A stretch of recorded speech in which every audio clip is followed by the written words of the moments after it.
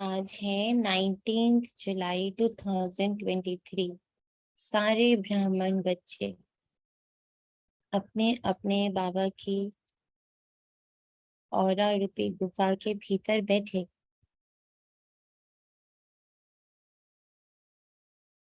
पूर्ण एकाग्रता के साथ स्वयं को समेट कर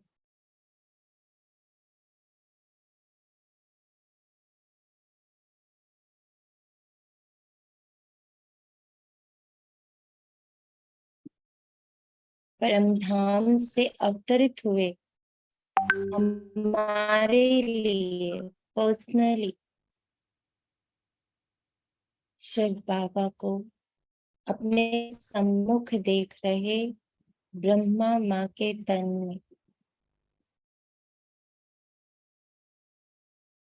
और ये एहसास है कि जब ये मुरली की सभा लगती है तो हर बच्चा माता पिता की गोद में होता है। जैसे लौकिक में भी बच्चे को खाना खिलाना हो तो उसे गोद में ले लेते हैं, उसे उसी की प्यारी प्यारी बातें बताते बताते उसे खाना खिला देते। ऐसे ही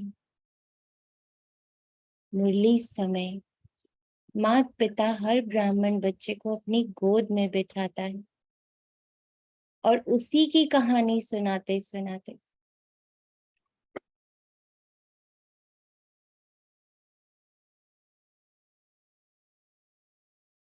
उसकी आत्मा को, अपने बच्चे को शुभ विचारों, शुभ संकल्पों, गुणों, शक्तियों रूपी भोजन कराते, जिससे आत्मा ईश्वरीय संतान बलशाली होती, गुणों और शक्तियों को ग्रहण करने लायक होती, धारणाएं करती, सेवा के लिए उन्मुख होती। तो ये वो डायमंड समय है, अमूल्य समय है, मूल्यवान समय है, अनमोल समय है जब बाबा मुरली कराता है। तो ध्यान रहे सभी को कि इस पल हम माता पिता की गोद में बैठे हैं, उनकी दृष्टि हम पर ही है, इसलिए स्वयं को पूरी तरह से समेट ले। बाह्य दुनिया से, रोल से, जिम्मेवारियों से, सबसे समेट कर बाबा की गोद को महसूस करें,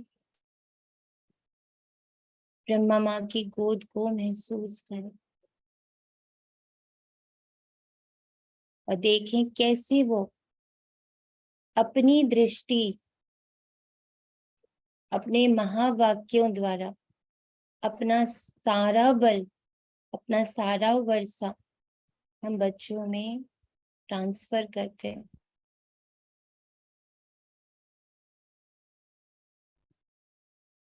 और ये ध्यान रहे, जो बच्चा गोद में बैठा रहता तो वो हर निवाला खाता है, और जो बच्चा बार बार गोद से उतर के भाग जाता तो उससे निवाले मिस हो जाते।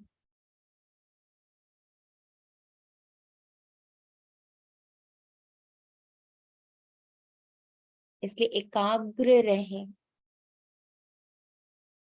महसूस करें कि ये कोई साधारण समय नहीं होता जब बाबा मुरली के लिए हमें आवाज लगाता है कि बच्चे आओ, बच्चे आओ, आओ बैठ के मुरली कर। प्रातः मुरली ओम शांति बाप दादा मधुबन से हमारे इस मिनी मधुबन में। मीठे बच्चे, तुम्हारा ये जन्म बहुत ही अमूल्य है, क्योंकि बाप स्वयं इस समय तुम्हारी सेवा करते, लक्ष्य सोप से तुम्हारे वस्त्र साफ करते हैं, लक्ष्य सोप से तुम्हारे वस्त्र साफ करते हैं। प्रश्न है जो अल्लाह को सृष्टि का रचयिता कहते, उनसे कौन सा प्रश्न पूछना चाहिए? उत्तर में बाबा कहते उनसे पूछो, जब अल्लाह ने सृष्टि रची तो रचना के लिए उन्हें फीमेल चाहिए। भला अल्लाह की फीमेल कौन? गॉड फादर कहते वो तो जरूर मदर भी चाहिए ना। तुम बच्चे इस गुह्य राज को अच्छी तरह से जानते हो। अल्लाह की फीमेल है ये ब्रह्मा, ये तुम्हारी बड़ी माँ। इस बात को मनुष्य समझ नहीं सकते। जब ये कॉन्शियस जगह रहता है, जब ये ध्यान जगह रहता है, जब ये एकाग्रता जगी रहती है, जब ये चेतना जगी रहती है कि मैं ईश्वरीय संतान, ईश्वरीय गोद में पल रही हूँ और ये मेरा ईश्वरीय परिवार है। पूरा संसार मेरा ईश्वरीय परिवार है। कण कण, कण कण में, ये जो कण कण में जान है, ये जो पूरे सृष्टि में एक कॉन्शियसनेस है, एक ऊर्जा है जो इसे चला रही है, नहीं तो ये डेड है, डेड। जैसे मैं आत्मा इस देह में प्रवेश करती तो ये शरीर चलायमान है, चलता है। ऐसे ही इस पूरी सृष्टि, जो पूरी सृष्टि चल रही है, वनस्पति में जान है, जीव जंतुओं में जान है, मनुष्यों में जान है, पांचों तत्वों में जान है। ये जो जान है ना, ये जो चेतना है, ये जो ऊर्जा है, ये कौन है? ये शिव बाबा की ऊर्जा है। तो जो ये ध्यान रहे तो हमें कोई विकार छू ही नहीं सकता। जब ये अंदर जागृत रहे पूरी तरह से, रोम रोम इसे स्वीकार करके बैठा हुआ है मेरे अस्तित्व का, कि सब मेरा ही परिवार है और मुझे किसी को कष्ट नहीं देना, क्योंकि वो कष्ट मुझे ही होने वाला है। नॉट की कार्मिक फिलॉसफी है, एक तो चलिए कार्मिक फिलॉसफी है, बट अगर डीप में देखें तो ये मेरी ही बॉडी है। जैसे आप इस बॉडी में अभी बैठे हो, तो कि कोई भी अभी आपको किसी भी शरीर के किसी भी कोने में एक सुई चुभो दे तो क्या होगा?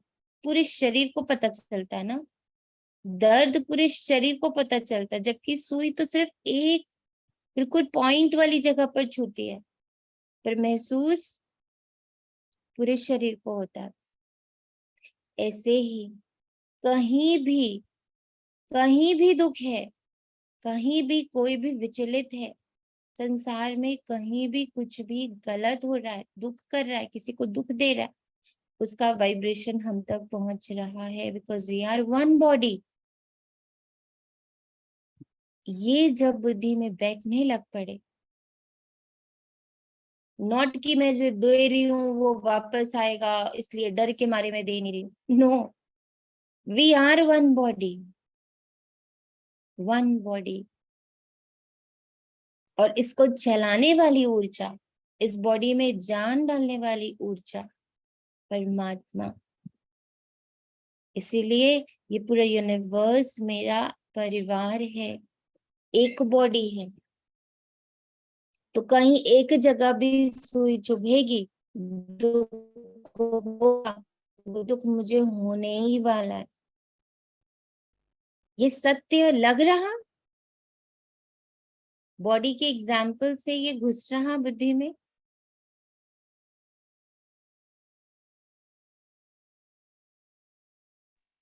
जी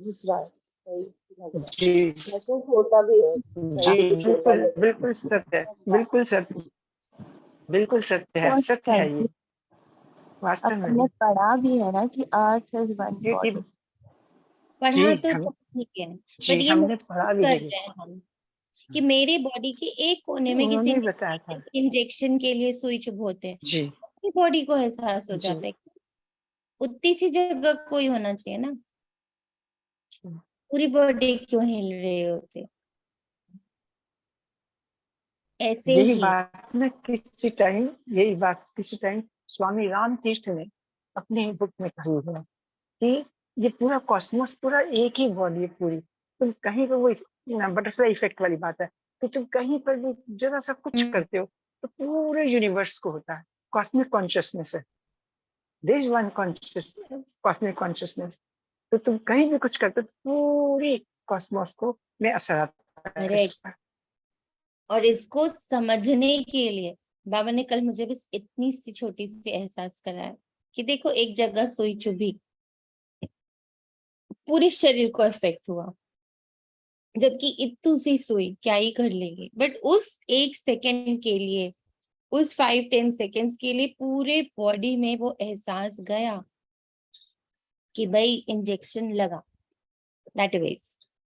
तो ऐसे ही अगर ये कॉन्शियसनेस जगी रहे ना, ये चेतना जगी रहे, ये स्मृति जगी रहे, कॉन्शियसनेस इज स्मृति, ये स्मृति से कि मैं ईश्वरीय संतान हूँ, मैं ईश्वरीय पालना में हूँ, और ये पूरा विश्व मेरे ईश्वर का, मेरे पिता का, मेरा ही परिवार एक हुआ। ये थ्योरेटिकली जाना कि भाई बटरफ्लाई इफेक्ट है, बिग बैंग थ्योरी है, and every cell is, physics ने बता दिया भाई एक एक चीज एक से कनेक्टेड है, ये तो हुआ साइंस।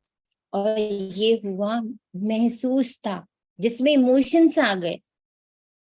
एक होता है ज्ञान, और जब उसका अनुभव हो जाता है तो उसमें इमोशंस आ जाते हैं। तो अब हमें जी जी इमोशंस में आना है।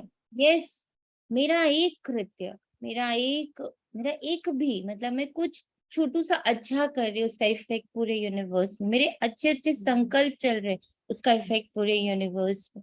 मैं सुख की बातें सोच रही, मैं ज्ञान मंथन कर रही, मैं योग कर रही, मैं सोल कॉन्शियस में हो रही कि मैं आत्मा ही देख रही, मैं आत्मा ही सुन रही, मैं आत्मा ही बोल, इस कॉन्शियसनेस में जब मैं हूँ, सामने एक आत्मा ही है, पता नहीं अब कौन सा रोल लिया उसने, बच्चे का, पति का, भाई का, बहन का, नहीं पता, वो सारा एकदम धुंधला हो गया।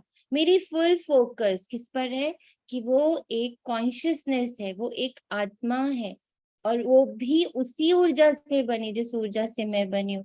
तो वो कनेक्शन हमारा परमात्मा से, मतलब हम कनेक्टेड है। उसका दुख मेरा दुख, उसका सुख मेरा सुख, मेरा दुख उसका दुख, मेरा सुख उसका सुख, हम लोग इतने इंटरकनेक्टेड हैं।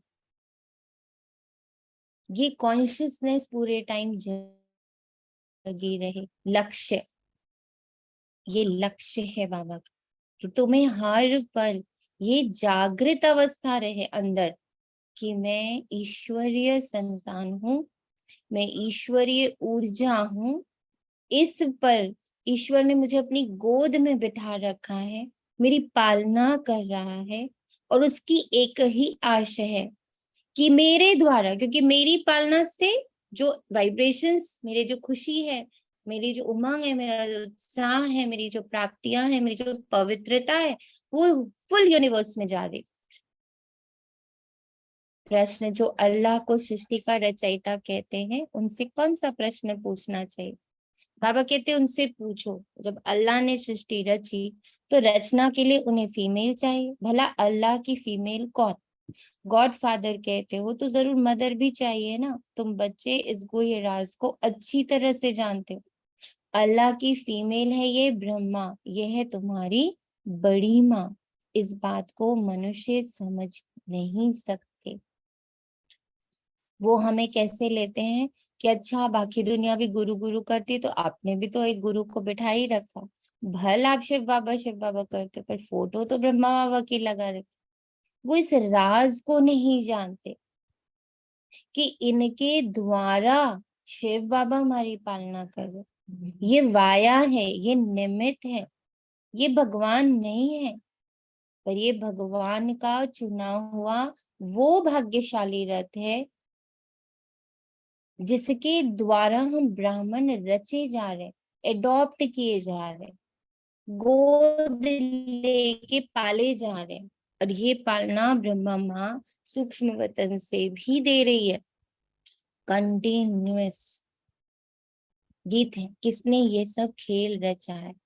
तो कॉन्शियस में रहे कि हम मुरली भर माता पिता की गोद में बैठे और वे हमें एक एक निवाला खिला रहे, जैसे अभी बाबा ने हमें एक निवाला खिलाया। अंदर कितनी कितनी शांति की अनुभूति हो रही है, कितनी वननेस की अनुभूति हो रही है। बहुत शांति। मुझे परसों की लाइन याद आ गई कि महसूसता का पार्ट बहुत बड़ा। आज एक लाइन महसूसता है। करेक्ट। अब महसूसता का ही पार्ट है, ज्ञान का पार्ट खत्म हो चुका है। ज्ञान का पार्ट खत्म हो चुका है। ज्ञान के विस्तार का पार्ट भी खत्म हो चुका है। अब तो सिर्फ सार में आना है। मैं आत्मा, इसकी महसूसता बहुत गहराई से। अब वही ब्राह्मण बच्चा टिकेगा जो महसूस करेगा आत्मा को, परमात्मा की गोद को, जो इसको जिएगा 24/7 की मैं ईश्वरीय संतान, ईश्वरीय गोद में, माता पिता की गोद में, और मेरे द्वारा माता पिता पूरे विश्व का उद्धार कर रहे हैं। तो मुझे अब सोल कॉन्शियस होकर रहना है, आत्म अभिमानी होकर रहना है। अब ड्रामा में नहीं फंसना है। समझा दिया बाबा ने, ड्रामा बना बनाया है, चलता रहेगा, इसमें कोई फेरबदल नहीं है। कुछ मत चेंज करने की कोशिश करो, सिर्फ एक्सेप्ट करो। समझा दिया बाबा, बता दिया, गहरे गहरे राज खोल दिए। ज्ञान इज ओवर।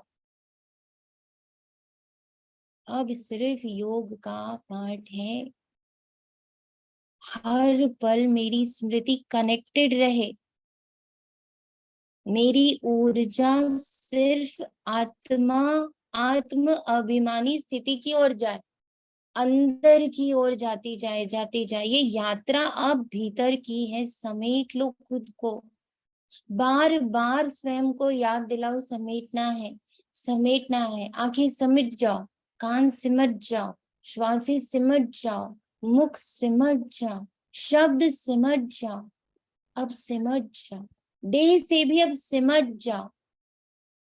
अब सिमटो और पॉइंट ऑफ लाइट इस देह में चमकती भृकुटी के मध्य मैं चैतन्य आत्मा, मैं चैतन्य आत्मा, मैं आत्मा देख रही, मैं आत्मा सुन रही। इस पाठ को पक्का करना है, इसकी महसूसता में आना है कि हाँ मैं आत्मा, मैं देख रही हूँ कि मैं आत्मा इस यंत्र द्वारा, आंख रूपी यंत्र द्वारा देख रही हूँ। मैं आत्मा कान रूपी यंत्र द्वारा, ये यंत्र है पूरा, इसकी महसूसता। ये और कुछ भी नहीं है, ये यंत्र है। बाहर कुछ भी नहीं है, सिर्फ ड्रामा है,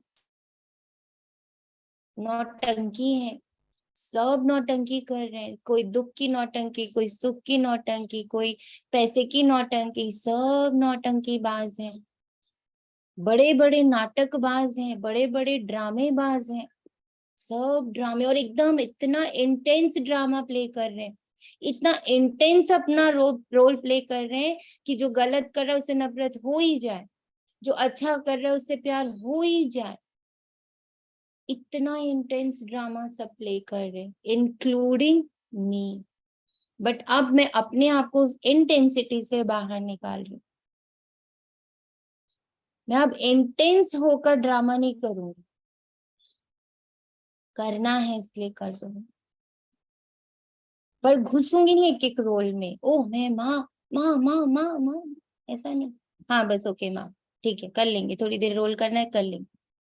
कॉन्शियसनेस मेरा अब एक रोल, मैं ईश्वरीय संतान हूँ, और ईश्वरीय संतान के रूप में बिल्कुल साइलेंस हूँ।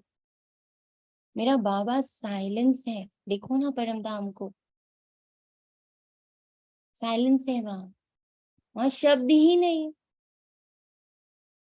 मेरा प्रेमी साइलेंस है, मेरा साजन साइलेंस है, मेरा माशूक साइलेंस है। तो इसकी इंटेंसिटी, इस रोल की इंटेंसिटी में जाऊंगी। इस रोल की, सोल कॉन्शियसनेस के रोल की इंटेंसिटी में जाऊंगी, बाकी सबसे इंटेंसिटी घटा दूं। ये अब करना है।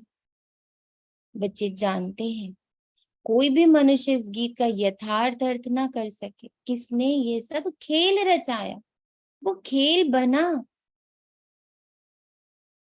उसमें बहुत सुंदर सुंदर हमें रोल मिले, 84 रोल्स मिले हम, और उसमें से अभी एक रोल जो गुप्त है, जिसके लिए अलग शरीर नहीं रचा, वो है मेरा ब्राह्मण स्वरूप। एक ही शरीर में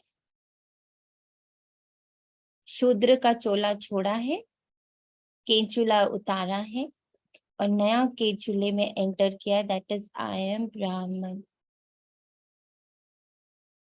और कोई साधारण ब्राह्मण नहीं, ईश्वरीय गोद में पल रहा ब्राह्मण हूं मैं। नाटक बनाने वाले भी नहीं समझते, ऐसे ही गीत बना देते हैं जैसे शास्त्र बना देते हैं, समझते कुछ भी नहीं। जी, I इसलिए couldn't- इसको अवतरण भी कहते हैं। जी, आपने बाबा ने जैसे अभी समझाया, इसलिए इसको अवतरित भी कहते हैं ना बाबा। ये कि अवसर। थोड़ा मतलब बहुत अच्छी तरह समझ में आ रहा है, वो अवतरण हुआ अभी जो वर्ड्स चले। तुम वेदों के लिए कहते हो ये धर्म शास्त्र नहीं है, शास्त्र कहेंगे लेकिन धर्म शास्त्र नहीं है। अब धर्म शास्त्र से तो कुछ फायदा होना चाहिए, धर्म शास्त्र का अर्थ भी नहीं समझते। शास्त्र अर्थात जिससे कोई धर्म स्थापन होता है किसी द्वारा, तो पूछना चाहिए वेद उपनिषद किस धर्म के शास्त्र हैं? वे धर्म किसने स्थापन किया? इनसे तो कोई धर्म ही नहीं निकलता है। कौन कौन से धर्म है वे भी समझाया जाता है। जैसे झाड़ में मुख्य है थुर, तना, फिर बड़ी डाल, फिर छोटी छोटी टालियां निकलती हैं। तो बच्चों को समझाया जाता है ये जो धर्म शास्त्र है, सर्व शास्त्रमयी शिरोमणि गीता, वह है थुर। गीता यानी आत्मा का ज्ञान। उसके बाद बाकी सब ठहरे रचना। ये इस्लामी, बौद्धी, क्रिश्चियन आदि ये सब कल्प वृक्ष के टाल हैं। गीता में भी लिखा हुआ है मनुष्य सृष्टि का झाड़ है। तो ये झाड़ का राज बुद्धि में अभी बैठा है। इसका मुख्य धुर है आदि सनातन देवी देवता धर्म। इस झाड़ की भेंट बड़ के झाड़ से की जाती है, वे बहुत बड़ा होता है। झाड़ जब पुराना होता है तो उनका थुर सड़ जाता है, बाकी टालियां रहती हैं। ये भी ऐसे ही है। बच्चे जानते हैं इनका थुर जो देवी देवता धर्म था वह अब है नहीं। परमात्मा 24 अवतार लेते हैं तो वे सर्वव्यापी तो हो नहीं सकते। जब अवतार लेते हैं तो उनको सर्वव्यापी कैसे कहेंगे? नई बात है ना। कितना बड़ा झाड़ है, थुर है ही नहीं। एक भी मनुष्य नहीं जो कहे हम आदि सनातन देवी देवता धर्म के हैं। एक भी ऐसा मनुष्य नहीं।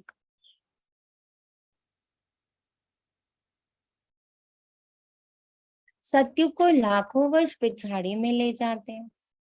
कितनी मुश्किलात की बातें हो गई। ये कहानी हमारी है, माता पिता बैठ के मुझे सुना रहे हैं। ये कहानी हमारी है कि कैसे हम ही ने अपनी कहानी को गड़बड़ कर दिया। कैसे किया? सत्युग को लाखों वर्ष पिछाड़ी में ले जाते हैं। कितनी मुश्किलात की बात हो गई है। अब सभी मनुष्य दुखी ही दुखी हैं, सुखी कौन हो ना सकता। क्यों क्यों मुश्किलात की बात होगी, क्यों दुखी हो गए? क्योंकि हम लोगों ने ये जो पाठ करा ना, सत्युग को लाखों वर्ष पीछे लाके भेज दिया। तो हमने क्या किया? हमने पूरी हिस्ट्री को हिला दिया। तो मुश्किल हो गई। अब उस हिस्ट्री को इतना तोड़ दिया है, इतना मरोड़ दिया है, चाइनीज विस्पर की तरह। वो बात इतनी घूम गई है कि उसको उसको सही लाना, उसका जो वास्तविक स्वरूप है उसको लाना मुश्किल हो गया। अब चूंकि ये बात इतनी मुश्किल हो गई, जो रियलिटी है वो इतनी मुश्किल कर दी है, कि सभी दुख है, क्योंकि रियलिटी से दूर रहेंगे तो दुखी रहेंगे।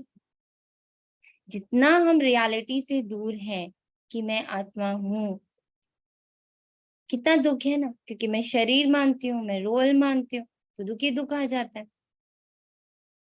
तो जैसे सतयुग की बात लाखों वर्ष पिछाड़ी में चली गई, ऐसे आत्मा की रियलिटी भी लाखों वर्ष पीछे चली गई है, लाखों पर्दों में छिप गई है। इतने सारे बीच में देह आ गए, 84 देह आ गए, उनसे रिलेटेड मान्यताएं आ गई, उनसे रिलेटेड इच्छाएं आ गई, उनसे रिलेटेड हमारे ज्ञान के इतने मोटे मोटे परत चढ़ गए, इतने धर्म बीच में आ गए, इतने अनुभव, इतने सारे बीच में लेयर्स बन गए कि बस हम दुखी दुखी हैं। जैसे जैसे ये लेयर्स हटते हम सुखी होते। सुखी कौन हो सकता? सन्यासियों की बुद्धि में भी ये भेंट आएगी नहीं कि यहाँ काग विष्ठा समान सुख है और अथाह दुख है, ये उन्हों को पता ही नहीं है। अब बाप बतलाते हैं, तुमको अथाह सुख में फिर से ले जाता हूँ। इस समय अपना पार्ट बजाए सभी कुछ करके छिप जाते हैं। यूं पार्ट तो सभी बजाते हैं, इस्लामी बौद्धी आदि सब छिप जाएंगे, ऊपर चले जाएंगे, ये भी कोई नहीं जानता। मनुष्यों को ही समझाया जाता है, जानवर को तो नहीं बताएंगे। मनुष्य का जन्म सबसे उच्च गाया जाता है, वह कौन सा? कहते भी हैं कि मनुष्य की तो चमड़ी भी काम में नहीं आती। सोचो, मनुष्य की तो चमड़ी भी काम में नहीं आती, फिर कहते हैं मनुष्य का जन्म उत्तम है। वास्तव में तुम्हारा यह जन्म उत्तम है। मनुष्य होना बड़ी बात थोड़ी है, ईश्वरीय संतान होना उत्तम है, जो बाप बैठ तुम्हारी सेवा करते हैं। दुनिया के मनुष्य को ये जीवन बहुत का मनुष्य दुनिया के मनुष्य का ये जीवन बहुत कनिष्ठ है। तुम जानते हो, हम भी पहले छीछी मूत पलिती मनुष्य थे। अब बाबा हमारे इस वस्त्र को ज्ञान लक्ष्य सोच से साफ करते हैं और कहते हैं, अब अपने बाप को याद करो। इस दुनिया में बाप को कोई भी नहीं जानते। बाप को जाने तब तो बच्चे बने, शिव के बने, ब्रह्मा के बने, तब पौत्रे कहलाए। ब्राह्मण भी दो प्रकार के, एक है मुखवंशावली, दूसरे है कुखवंशावली। तुम हो ब्रह्मा के मुखवंशावली, ब्रह्मा कुमार कुमारियां। ब्रह्मा का बाप कौन? शिव बाबा। उनका बाप तो कोई होता नहीं, तुमको पढ़ाने वाला भी वह, तुम्हारा गुरु भी वह। अभी सम्मुख बैठे हैं, फिर छिप जाएंगे। पतित दुनिया को पावन बनाए, देवी देवता धर्म की स्थापना कर और सबको मुक्ति धाम में ले जाएंगे। प्रोसेस है, पहले पतित को पावन बनाए, फिर देवी देवता धर्म की स्थापना करे, तब सबको मुक्ति धाम ले जाएंगे। 21 जन्मों का सुख दिया, फिर और क्या चाहिए? बाबा सदा सुखी तो बनाते हैं, बाकी उच्च पद पाने लिए तो पुरुषार्थ करना पड़े। श्री कृष्ण को सुखधाम कहा जाए, श्री कृष्णपुरी को सुखधाम कहा जाता है। श्री नारायण का बचपन नहीं दिखाते, श्री कृष्ण का स्वयंवर दिखाते हैं। अगर राधे से स्वयंवर हुआ तो फिर उनका नाम क्या बदली हुआ, वे दिखाते नहीं। लक्ष्मी नारायण का तो मनुष्य को पता नहीं, उनके जीवन चरित्र को कोई जानते ही नहीं। तुम अभी समझ रहे हो, कोटों में कोई ही निकलेगा जिसने पूरा चक्र लगाया होगा, ये तुम जानते हो। भक्ति वह करते जो पहले पहले पूज्य से पुजारी बनते हैं। भक्त तो सभी हैं, सरसों के मुआफिक मनुष्य हैं, तुम जानते हो। अब बेचारे सभी मौत की चक्की में हैं। अब तुम बच्चों को बहुत बड़ी बुद्धि मिली है, 84 जन्मों का चक्र बुद्धि में रखना बड़ा सहज है। हम अभी ब्राह्मण हैं, सो फिर देवता बनेंगे, फिर 84 जन्म लेने पड़ेंगे। हम सो का अर्थ भी बच्चों को समझाया है, तो अगर हम अंदर अंदर चाहें, हम सो भी बोले ना, ये भी स्मृति रहे, मैं आत्मा सो, हम सो, मैं ही, मैं ही। बाबा ने मैं ही ये चक्र फिराती हूँ, मैं ही पूज्य, मैं ही पुजारी, मैं ही शूद्र, मैं ही देवता, मैं ही ईश्वरीय संतान, मैं ही रावण की संतान। ये चक्र मैं ही फिर आती हूँ। हम सो का अर्थ भी बच्चों को समझाए। हम सो हम यही गाते हैं, और धर्मों में ये अक्षर ही नहीं। ओम माना भगवान समझ लेते हैं, वास्तव में ओम अर्थात अहम आत्मा ऊर्जा। ओम अर्थात मैं ऊर्जा। ओम अर्थात मैं ऊर्जा। ओम अर्थात मैं ऊर्जा। मैं चैतन्य ऊर्जा। परमात्मा एक चैतन्य ऊर्जा और दूसरी चैतन्य ऊर्जा आत्मा। और हमारी चेतना द्वारा हम किस कॉन्शियसनेस में वर्क कर रहे हैं? हम गॉड कॉन्शियसनेस में हैं, हम परमात्म चेतना में हैं, हम परमात्म स्मृति कि मैं ईश्वरीय संतान हूँ, ईश्वरीय ऊर्जा मुझसे प्रवाहित हो रही है, इस कॉन्शियसनेस में है। तो जो भी कार्य करेंगे वो सुकर्म बनेंगे, वो पुण्य बनेंगे, वो लाभकारी होंगे, वो कल्याणकारी होंगे। तो पूरा नशा रहे कि मुझे अभी से अब जो कुछ भी करना है, जैसे अभी बोल रहे हैं, अभी देख रहे हैं, अभी सुन रहे हैं, अभी पढ़ रहे हैं, तो कौन पढ़ रहा है? मैं आत्मा इन आंखों द्वारा पढ़ रही हूँ, मैं आत्मा इन कानों द्वारा मुरली सुन रही। ये यंत्र है, इस यंत्र के बीच में मध्य में वो जो ऊर्जा है जो इसे चला रही है, वो मैं आत्मा हूँ, उसकी डीप रियलाइजेशन। अब यही होमवर्क बचा है बस।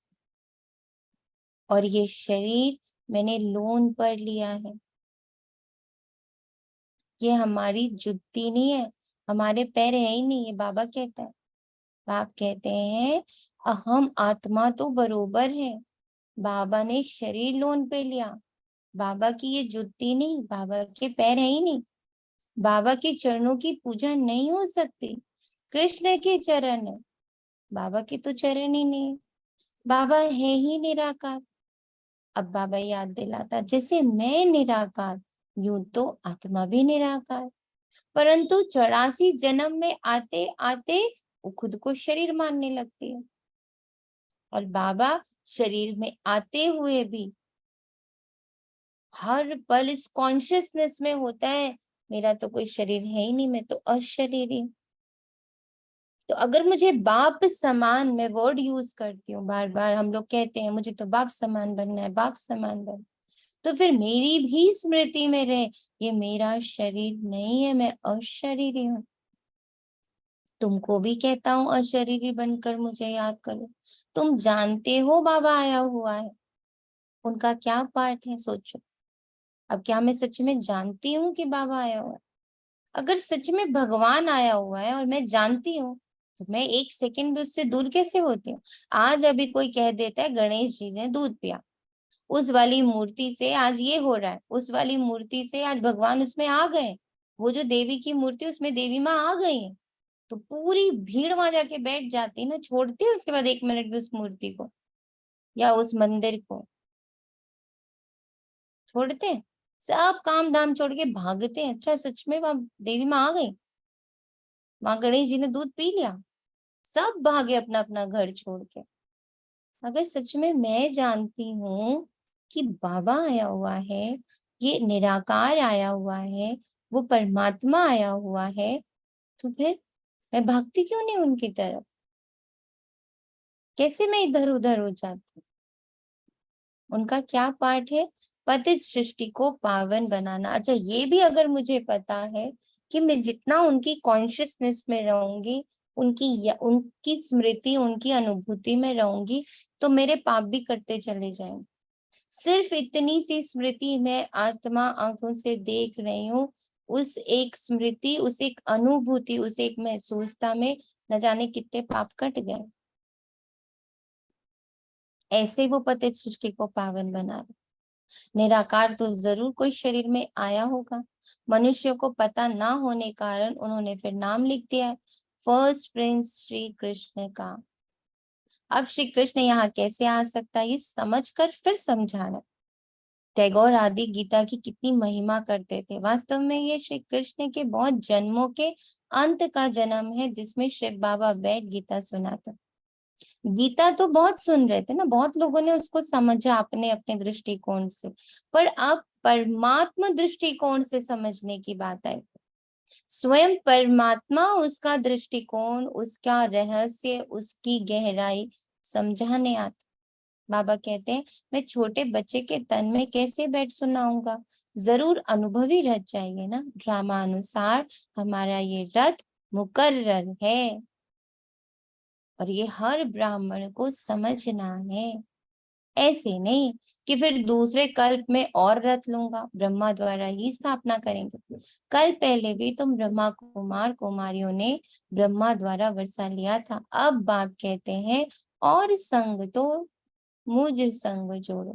मेरा तो एक शिव बाबा, दूसरा न कोई। तुम माता पिता, हम बालक तेरे। जिसकी इतनी महिमा है, अब तुम उनके सम्मुख बैठे हो, उनकी गोद में बैठे हो। एक एक निवाला को महसूस करिए, कैसे बाबा खिला रहे।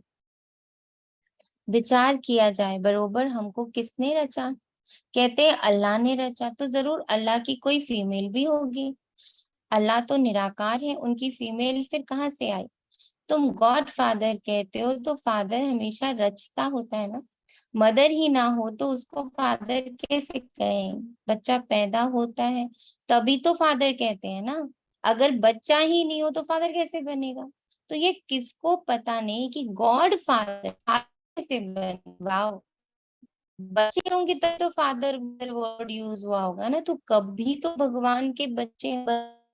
कितना ब्यूटीफुली बाबा इसको एक्सप्लेन कर रहे हैं कि अगर मुझे फादर बोल रहे हो तो कभी तो मैंने बच्चे पैदा किए होंगे ना।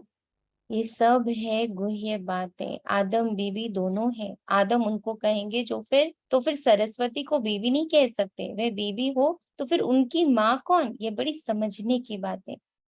बाप ही बैठ समझाते हैं इस हिसाब से कि ब्रह्मा मेरी सजनी हूँ, उनके मुख द्वारा रचता हूँ तुम बच्चों को।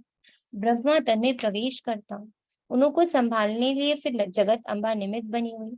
आदि देव ब्रह्मा और जगत अम्बा सरस्वती, ये कौन है? विवेक कहता है ब्रह्मा की बेटी है। तो रचना कैसे रची? ब्रह्मा द्वारा रचा।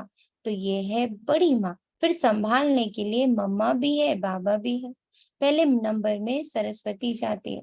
जगदम्बा की कितनी महिमा है, अब तुम समझ गए हो। हम सो ब्राह्मण बने हैं,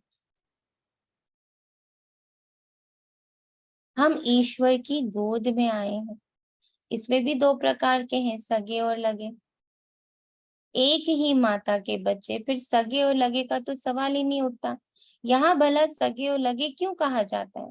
कहते हैं जो सगे बनते हैं वो प्रतिज्ञा करते हैं हम पवित्र बन वर्षा लेंगे, तो ऐसे पवित्र ही गद्दी नशीन वारिस बनते हैं। लगे फिर प्रजा में चले जाते, सगे भी बहुत बनेंगे, फिर उनमें भी नंबरवार होंगे। जितना जो पुरुषार्थ करेंगे वे माँ बाप के तख्त पर बैठेंगे। मम्मा बाबा तख्त पर बैठते हैं तो हमको भी तख्त मिलना चाहिए, परंतु बनेंगे नंबरवार। तो ये है योग की यात्रा। बाबा को याद करना है, स्वदर्शन चक्र फिराना है, आप समान बनाना है, मेहनत करनी पड़ती है। आप समान बच्चियां परिचय देकर बाप के पास रिफ्रेश होने लिए आती हैं। बाबा देखते हैं कौन कौन बाप से पूरा वर्षा लेंगे और सब तरफ से ममत्र मिटाए एक तरफ लगाएंगे। ऐसे कौन से बच्चे हैं जो और सब तरफ से ममत्व वहां से विड्रॉ, कल बाबा ने सिखाया ना, विड्रॉ कर लो सब जगह से। देखने से विड्रॉ, सुनने से विड्रॉ, बोलने से विड्रॉ, सब जगह से विड्रॉ। तो ममत्व हटाए। जानते हैं बाबा हमको विश्व का मालिक बनाने वाला है। बाप कहते हैं हम तुमको स्वर्ग का मालिक बनाएंगे। फिर चाहे सूर्यवंशी चाहे चंद्रवंशी बनो, तो बाप अपने आप सब कुछ कर रहे हैं। फिर छिप जाएंगे, घड़ी घड़ी अवतार तो लेते नहीं है, उनको अपना शरीर ही नहीं है, वे एक ही बार आते हैं। तुम तो घड़ी घड़ी एक चोला छोड़ दूसरा लेते रहते हो। मैं पुनर्जन्म में आता नहीं हूँ, कितना अच्छी रीति समझाते हैं। आगे ये बातें बुद्धि में नहीं थी। अनायास घर बैठे रास्ते जाते बाबा ने प्रवेश कर लिया। फिर मालूम पड़ा अब दिन प्रतिदिन सब बातें बुद्धि में बैठती जाती।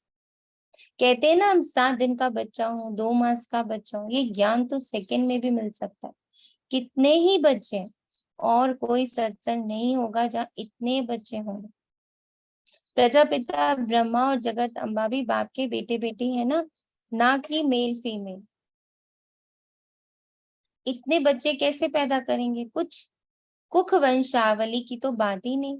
जिन्होंने कल पहले माता पिता का बनकर वर्षा पाया है वही आते रहते हैं। कलम लगती रहती है, बगीचा है ना। अभी देवी देवता धर्म के फूल तो है नहीं, बाकी सब जैसे कांटे हैं, चुभते हैं। ये कांटों की दुनिया है। बाप आकर कांटों से कली, कली से फूल बनाते हैं।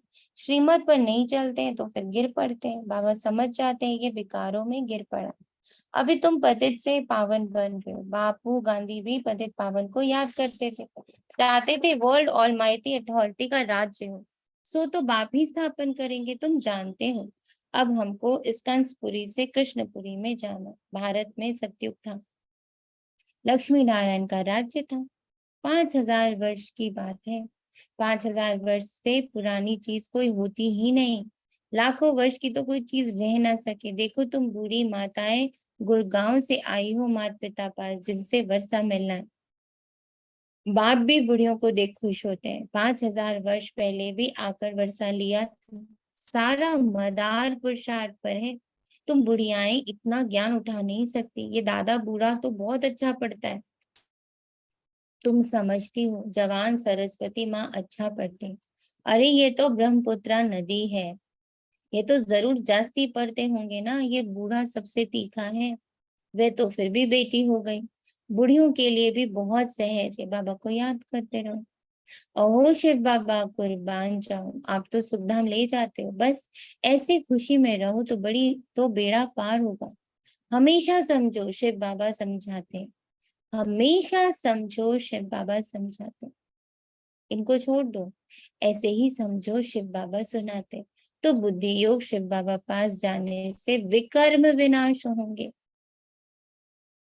बुद्धि योग शिव बाबा पास जाने से विकर्म विनाश होंगे। नोट कर लीजिए इस पॉइंट को।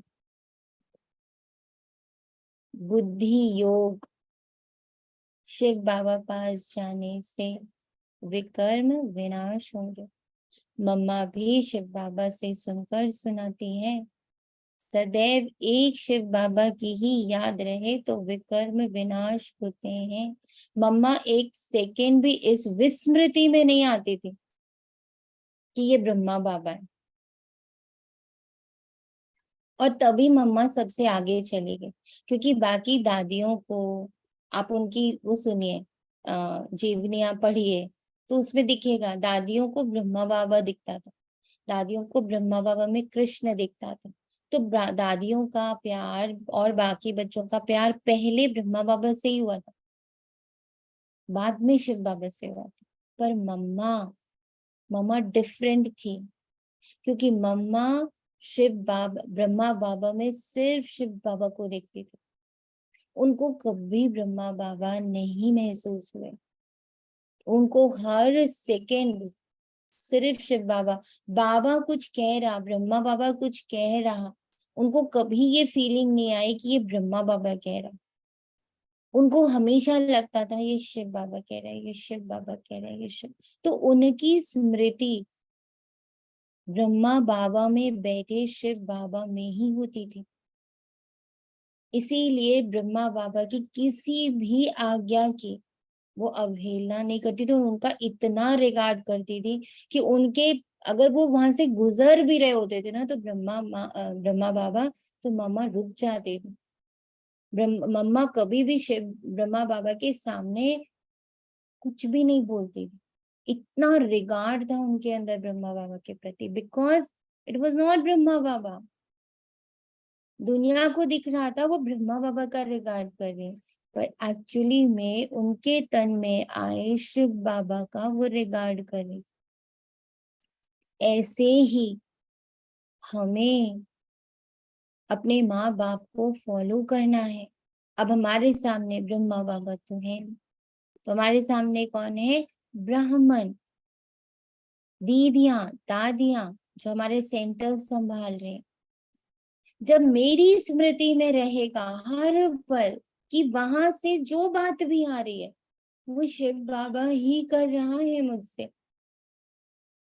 मुझे वहां ब्राह्मण नहीं दिखते, मुझे वहां शिव बाबा ही सिर्फ दिखते, हमारा पुरुषार्थ इतना हाई हो जाएगा और हमारे विकर्म इतनी स्पीड से विनाश होंगे जिसकी कोई लिमिट नहीं है। तो ये जो लाइन है ना, बुद्धि योग शिव बाबा पास जाने से विकर्म विनाश होंगे, मम्मा भी शिव बाबा से सुनकर सुनाती है, सदैव एक शिव बाबा की ही याद रहे तो विकर्म विनाश होते हैं। और मेरे आसपास ये देह सहित जो कोई भी है वो मेरे बाबा की ऊर्जा, मेरा परिवार है, मेरे बाबा की ऊर्जा है उसमें, चाहे वो पेड़ पौधे हों, जीव जंतु हो, मनुष्य हो, किसी भी रोल में हो, मेरा कॉन्शियसनेस सिर्फ और सिर्फ उस देह में बैठी आत्मा की ओर रहे कि तुम शिव बाबा की संतान हो ना।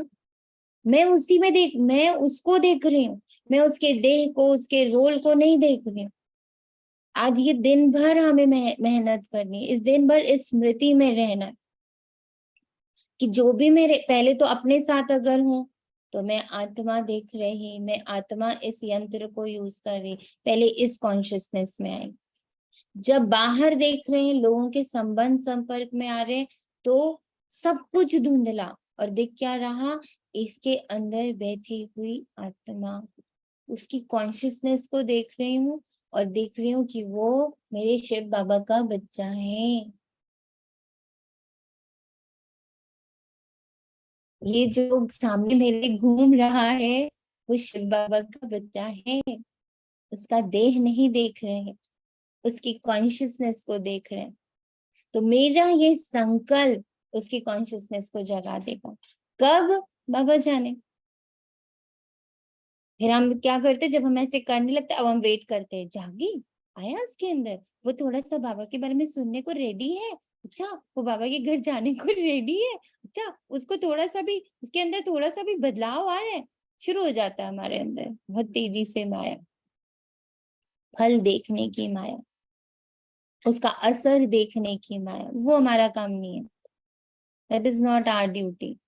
हमारा काम है बाबा का श्रीमत फॉलो करना। बाबा ने कहा इस देह में बैठी आत्मा को देखो, उसको शिव बाबा का बच्चा देखो, बस तुम यही करो। उसमें कब क्या होना है वो तो ड्रामा है। अच्छा, मीठे मीठे सिखिलदे बच्चों प्रति माता पिता बाप दादा का याद प्यार और गुड मॉर्निंग। रूहानी बाप की रूहानी बच्चों को नमस्ते।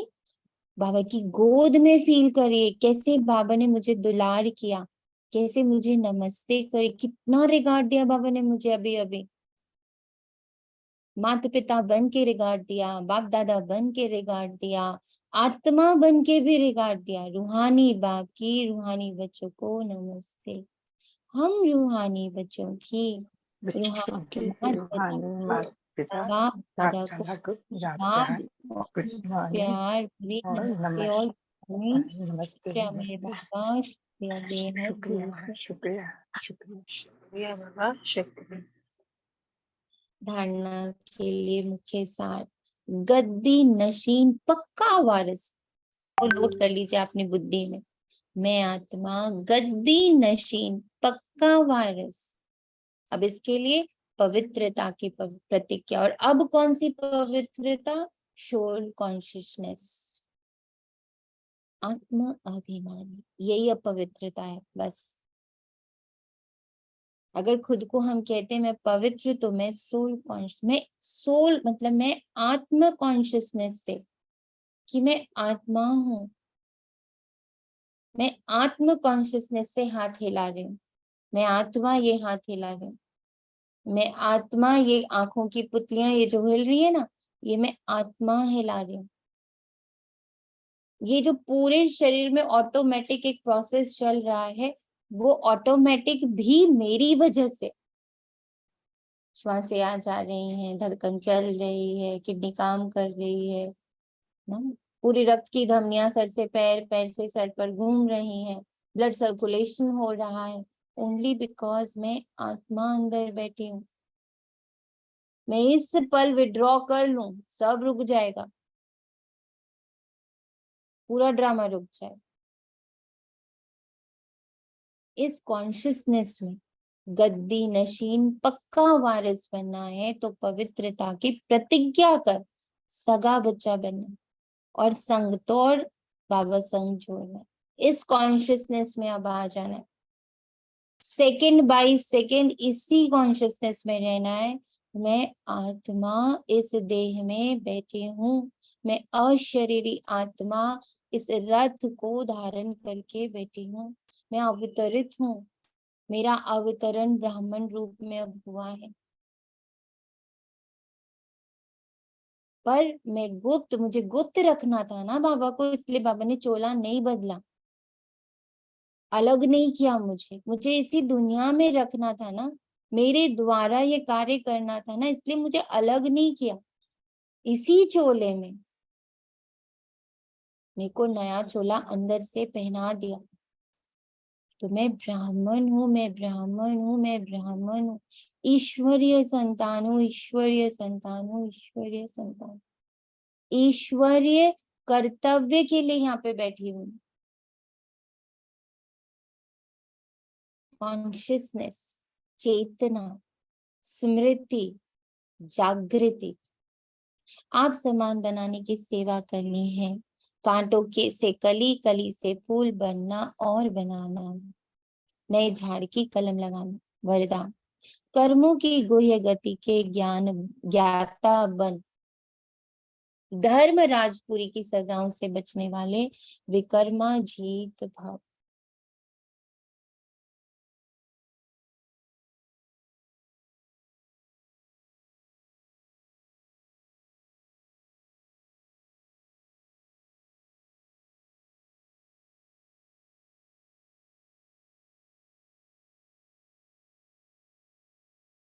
एक ही ब्राह्मण है सोल कॉन्शियसनेस, जिससे वे कर्मा जीत बनते हैं। सजाओं के अनुभव को ही धर्मराजपुरी कहते हैं, बाकी धर्मराजपुरी कोई अलग स्थान नहीं है। लास्ट में अपने किए हुए पाप जमदूत के डरावने रूप में सामने आते हैं। उस समय पश्चाताप और वैराग्य की घड़ी होती है। छोटे छोटे पाप भी भूत की तरह लगते हैं, पश्चाताप की त्राही त्राही होती है। इसलिए उन सजाओं की फीलिंग से बचने के लिए कर्मों की गुह्य गति के ज्ञाता बन सदा श्रेष्ठ कर्म करो और विकर्मा जीत बनो। कर्म अभी से इसी पल से बस एक कर्म करना, मैं आत्मा, और सिर्फ ये बोलना नहीं है, एकदम इस बात के तपस्या में आ जाना है कि मुझे महसूस करना है कि मैं आत्मा। वो जो इतने लाखों वर्ष पीछे कर दिया गया ना मुझे, मेरी ही वास्तविकता से मैं इतनी दूर चली गई ना, तो अब मुझे अपनी वास्तविकता को रियलाइज करना है, सिर्फ जानना नहीं है कि मैं ईश्वर की संतान हूँ, मुझे जीना है ईश्वर की संतान बन। स्लोगन, जो तन मन धन से बाप पर पूरा बलिहार जाते हैं वही गले का हार बनते हैं। अच्छा जी, ओम शांति। शुक्रिया बाबा, तेरा तुझको अर्पण है। और ये एक दुआ है, शुभ भाव है, शुभ इच्छा है, शुभ कामना है। बाबा की गोद में बैठे बैठे मैं यहीं से संकल्प दे रही हूँ, मेरा पूरा परिवार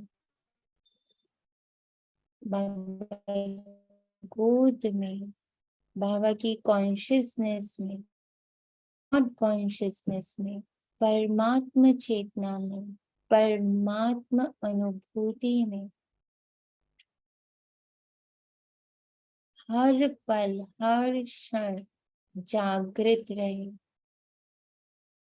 और मेरे बाबा के हर एक सपूत बच्चे द्वारा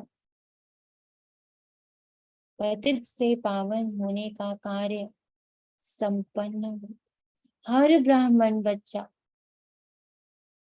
जो बाबा की गोदी में बैठा है, जिसको बाबा ने गोद लिया है, उसके अंदर परमात्म चेतना, गॉड कॉन्शियसनेस हर पल जागृत रहे और वो इतने पुण्य एकत्रित करे, इतने पुण्य एकत्रित करे कि उसके द्वारा 21 जन्म भारत का यानी विश्व का, 21 कुल का, उनके 21 जन्मों का और स्वयं के 21 जन्मों का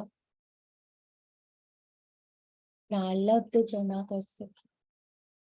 हर ब्राह्मण इतना कमाई करे, पद्मा पदम कमाई करे, पुण्य की कमाई, दुआओं की कमाई।